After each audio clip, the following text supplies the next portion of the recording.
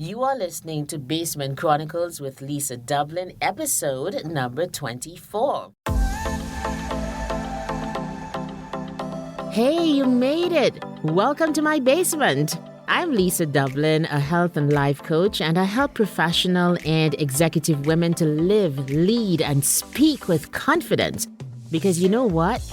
Developing your confidence and deepening your faith in God is the best formula for an amazing life. So, are you ready? Let's go. Hey, podcast listeners, this episode is going to be a very short one.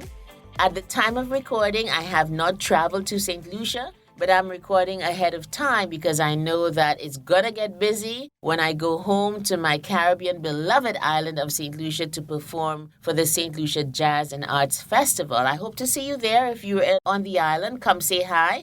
I'll be performing May 6th at Harbor Club. So hopefully, you can come see me. If this has passed already, well, just forget it.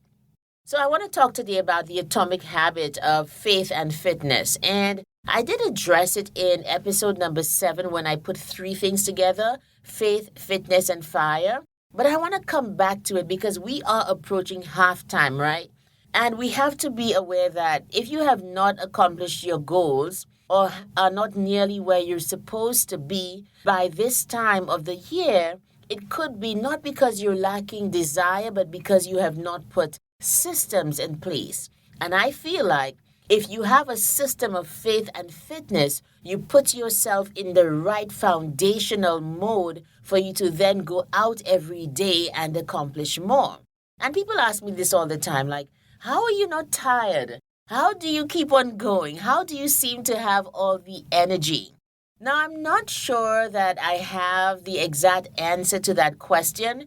I know part of it is that I don't like to be around people or situations that drain my energy. Lisa will walk left. Lisa will leave. I'm not going to stay around negative situations. I think, though, another part of it is because I've developed this atomic habit of putting 2 things together as much as possible: faith and fitness. Most people are soul weary, I think we'll all agree, and also physically tired, right? And this life hack can literally work to help you to be in a better frame of mind and to have better health. Let us normalize faith and fitness. What I do is I say, don't do one without the other. Your soul needs God, your body needs exercise. Put those 2 habits together. Do them first, do them before you start the day, and keep on doing them every day.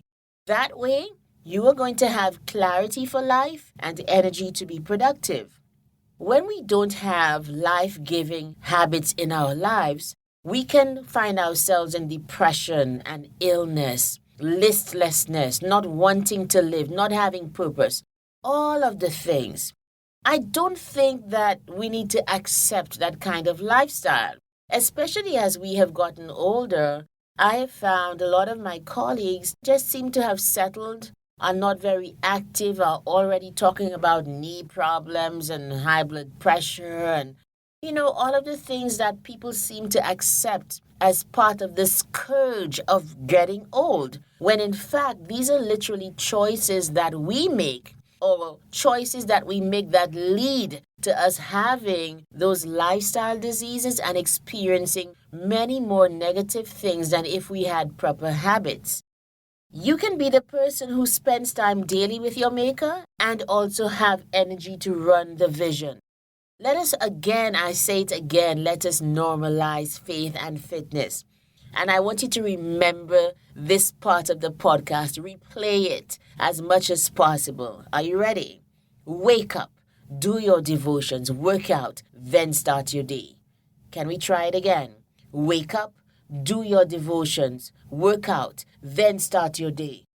Rinse, repeat, adjust, and then do it all over again, because it can become an atomic habit, a small automatic life hack that yields big results. If you try this for 30 days, wake up, do your devotions, work out, then start your day, the results will astound you. I'm telling you, it's not even a myth or a lie. Clarity will come. your energy will grow, ideas will flow, and you will find yourself having both spiritual and physical strength. That too is going to increase in your life. This simple atomic habit of faith and fitness definitely will yield big results. I know when I look back at my life, faith and fitness together, and now putting faith, fitness, and fire together, these three things or these two things have been a source of renewal and revival for me. I find God fascinating. You guys know that. I find God comforting and strengthening, so I want to spend time with Him. But for me, equally important is how a healthy body makes me move, feel, and think. I honestly think that running and doing weights brings out the beast in me. These exercises keep me sharp, keep me in go-getter mode, keep my body taut and my mind alert. I'm having a bit of a laugh at myself right here, talking about beast mode and all of that. About a sharpshooter and being in killer mode. You guys, I have not killed anything or anybody. I haven't even fired a gun, okay? But I think you get the analogy that it really does make you focus so deeply and so powerfully that yes, killer mode, beast mode, these are the words that arise. How I know it's true that exercise and prayer together work for me is how I feel when I don't do them. Prayerlessness makes me feel rudderless, without an anchor, without something uplifting. It's then that I find myself spiraling into very dark thoughts, especially about people and things that went wrong in the past. It's almost as if you don't grab onto the positive, immediately your mind just simply slides back into the abyss of everything negative. And I don't want that because, as I keep on saying, where your focus goes, your energy flows. So prayer is a way of connecting with my Creator and putting my mind in a frame that is positive and is giving of life. When I don't exercise, I feel like a sloth, okay? No, I am a sloth when I don't exercise. I get very slow, dragging my feet, very listless, without energy or motivation, without any kind of killer instinct to do anything and to do it well. So, the other reason I brought up this topic is because we're coming up on halftime. We are approaching the first 6 months of the year. And I'm wondering, how are you doing with your goals? The one thing that is certain for me, and I guess it might be the same for you, is what James Clear said in Atomic Habits. And if you want to know about Atomic Habits, you can check out episode 10 of the podcast, where I did my first books that have changed my life, and I looked at Atomic Habits by James Clear. Check out that episode because, I pulled out some of the most powerful lessons that he taught in that book that has changed my life and so many other people's lives. What he said is that we fall to the level of our systems. We do not rise to the level of our dreams, or something like that. The most important part of that quote was that we fall to the level of our systems. In other words, you could be well-meaning, have the best intention to do something. But if, for example, you have not sunk in the time, you have not penciled it into your agenda, it's not going to get done. And for me, when I look back at the first 4 months of the year, the places that I have succeeded or the categories of life in which I have really crushed it, like my prayer life, exercise life, even producing this podcast regularly and going live online on a Thursday and a Friday consistently. The reason that these things have happened consistently is because I didn't just have the intention to do them, but because I have sunk in the time. I know that I pray when I wake up, I go do that. I know most times I follow prayer with some writing now, and then I do some exercise, so that gets done. Also, I've been consistent with the podcast because I have sunk in and slotted in the time. That's what I mean by sunk in the time. I've slotted in that time on a weekend to go record the podcast. And of course, when we talk about systems, I can also talk about also having a really dope podcast editor who's editing this episode right now, who helps me to be able to produce regularly. So all of these things make a difference for me, and I'm sure if you have systems in your life, they are going to make a difference for you as well. So what are your atomic habits? What are your life hacks? I feel like we all have them because every single person has an area or two in their life where they have succeeded. That is just the point.